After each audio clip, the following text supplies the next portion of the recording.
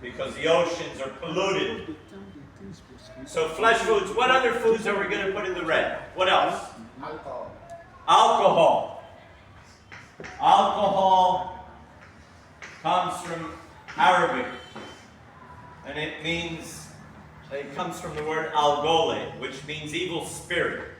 Because the Arabs noticed that if they drank alcohol, they acted as if they had an evil spirit. And theoretically, Muslims don't drink alcohol. That's not true. They do. I've been to enough countries to know that. They just do it in secret.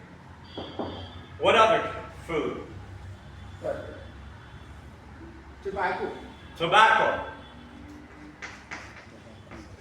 Tobacco is incense offered to devils. Alcohol is liquids that open the senses that devils can come and live inside you, spirits.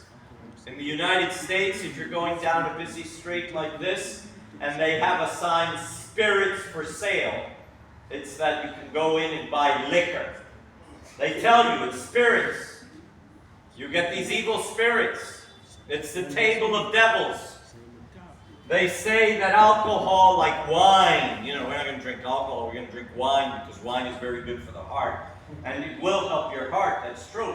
But let me tell you something. There's something called the French paradox. I was in France at a professional conference, and this doctor was talking about the French paradox. And he gave the following explanation. He said in France, they drink a lot more wine than in the United States, and they have less heart disease. In America, we drink, I don't, I've never drunk, but I say we in terms of Americans drink a lot of beer, a lot of wine, but not as much as the French. And yet in America, we have a lot of problems with heart disease. So you hear these physicians that say, drink a little wine for your heart, and it's going to help your heart. And I'm going to tell you that's true. Now the French paradox is Americans drink less, and they have more heart disease. The French drink more, and they have less heart disease. But the French paradox is that the French have more strokes. So it's going to help your heart, but it's going to make your brain go through a stroke. These hemorrhages or blood clots. It increases. And alcohol, according to the American Cancer Society, says is a risk for cancer. It increases your risk of cancer. Wine. Don't think that Jesus drank polluted wine. How could his blood be represented by something that's polluted and degraded and is being fermented? There's good fermentation and bad fermentation. That's bad fermentation. Okay, what else? What about spice? What about? Spice. Too much spice. Spices. Yes, but that's a problem in our church. But you're right. We should not consume spices, but I'm not going to write it here because everything that I write here, if somebody does, you need to discipline. And I'm not going to put it in moderation either. But spices are bad, but it's consumed so much by different societies. And it's harmful because spices contain something called a neurotoxin. And it's called capsaicin. That is a drug. It's a drug. And it's a neurotoxin. So a toxin that affects us, it destroys the nerves of the stomach. Let me give you an example. In India, if you go to a restaurant, they have two sides in the restaurant. One side says veg, and the other says non-veg.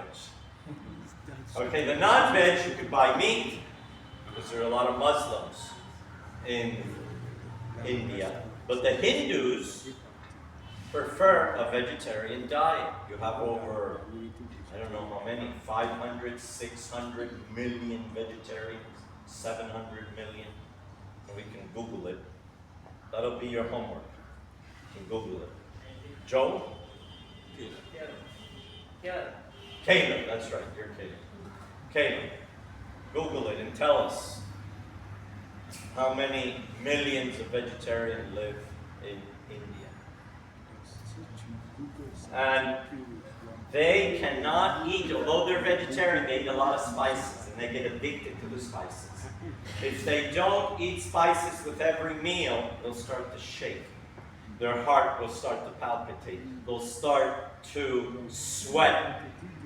Their mouth will get all dry. The sympathetic system will go into effect. Brother Godwin, it's terrible to have that dependency on something. Thank you for asking about spices. Spices really do need to go here. But the leadership needs to give the example of not using spices. They're good spices like garlic, radishes. Those are good. But jalapenos, all these very hot spices, there's a scale that you can measure how bad the spices are. Okay, what else are we going to put there? Yes, Pastor Bernard. Tea and coffee.